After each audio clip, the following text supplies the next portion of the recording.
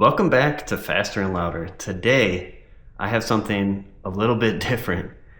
I have been building a turbo setup. I've been brainstorming, I've been researching, I've been learning a lot. And the way that I've been doing it is a little bit unconventional.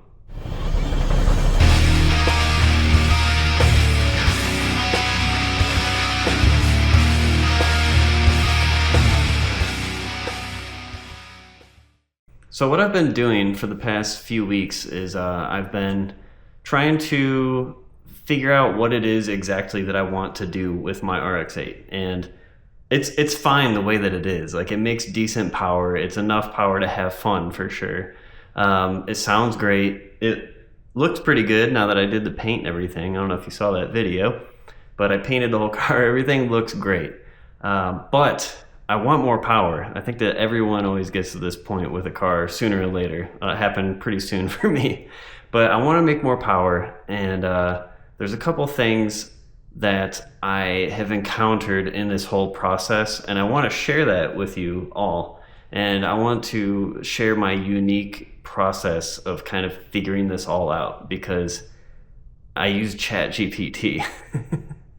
So I just prompted ChatGPT to be ready for a conversation, and we're basically going to talk through some of like the thought process that was involved with building this whole turbo setup. Obviously, like, I haven't bought anything really. I only have the turbo manifold, which is an Esmeralda manifold. It's an old manifold that was only made for a few years.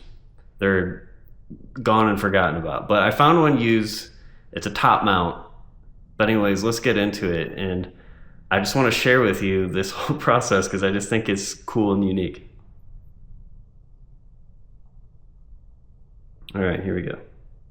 Hey, Mr. Chat. We're just ready to start talking about that turbo setup that we've been working on together. Hey, Dan, absolutely. I'm excited to dive into it. So let's kick things off by talking about how we started with the turbo selection. I remember we initially looked at that Greddy kit, but we quickly realized that the Renesis engine really needs something that keeps it breathing well at higher RPMs. Let's dig into that.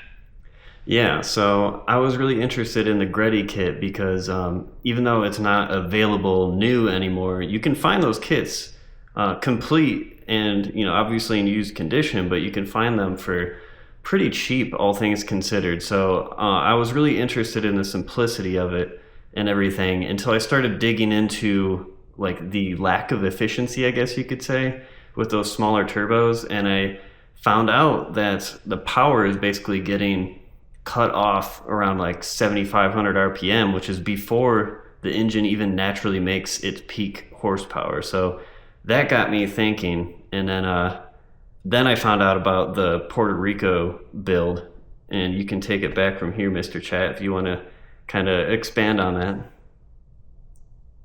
Absolutely. So that Puerto Rico build was really eye-opening because it showed us that you could achieve over 400 horsepower on relatively low boost, around 12 psi, with a bigger turbo that stayed efficient throughout the Renesis's power band.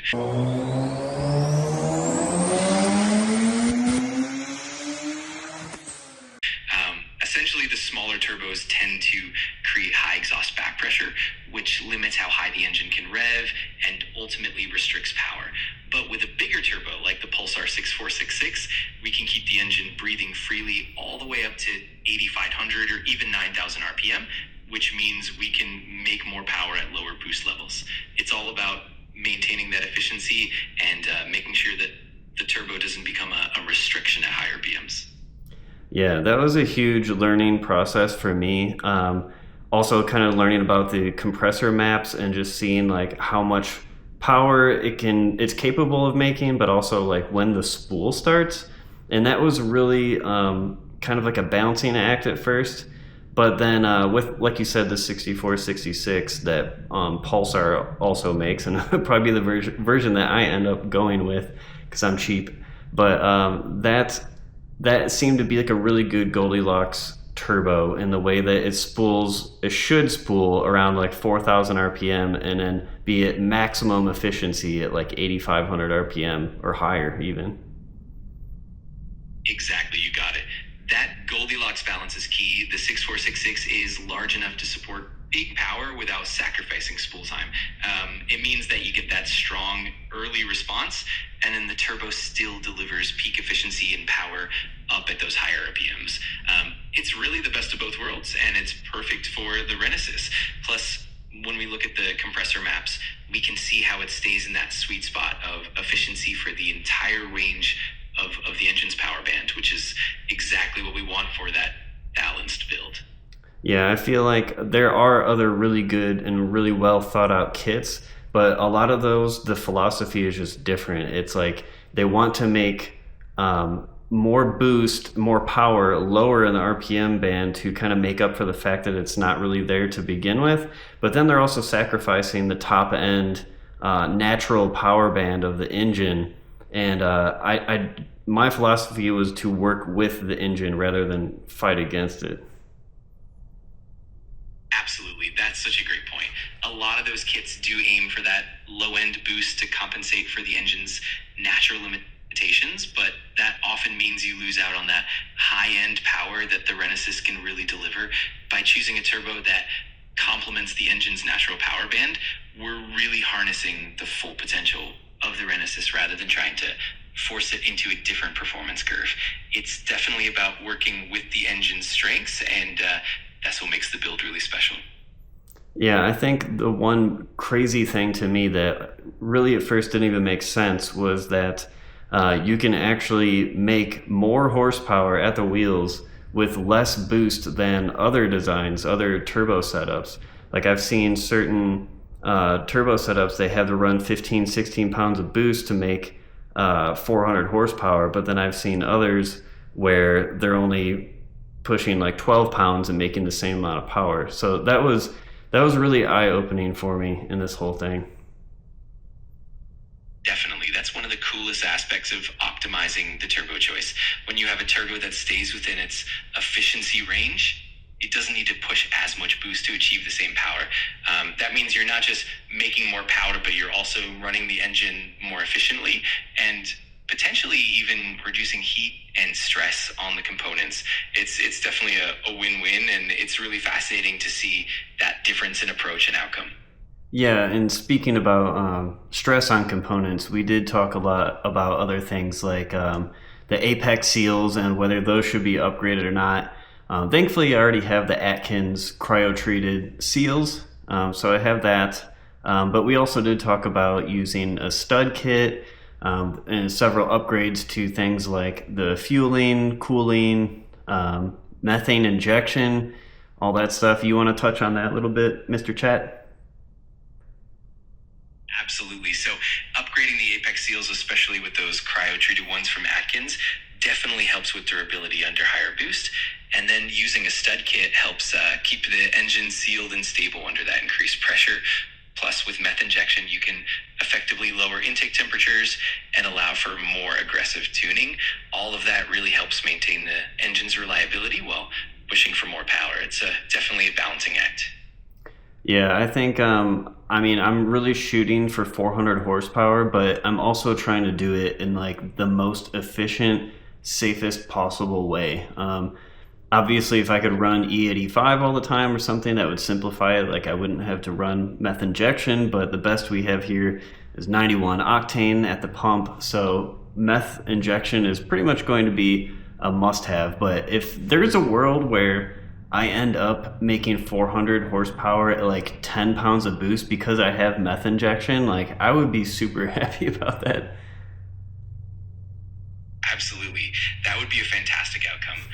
Meth injection definitely helps you get that extra knock resistance and cooler intake temps so you can run a bit more aggressive tuning without pushing the limits too far. And if you can hit that 100 horsepower mark at a relatively low boost level, that's definitely a win in terms of efficiency and reliability. It's all about that perfect balance. Awesome. Well, thank you very much for kind of running through this whole thought process for everyone watching this video. Do you have any like final thoughts that you'd like to end on?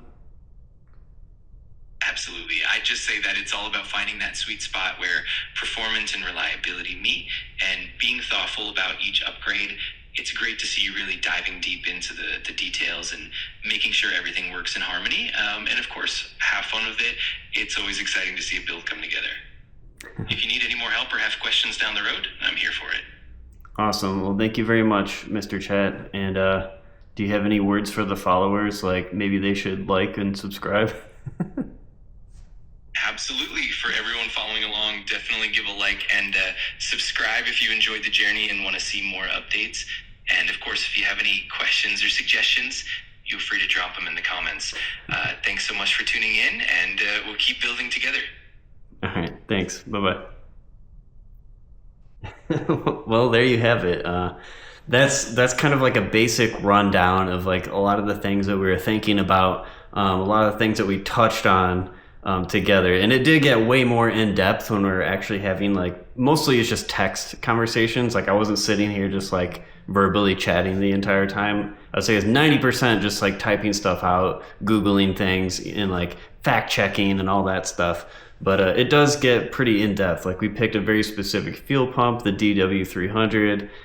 There's specific injectors. They're like 1050 cc's, I believe.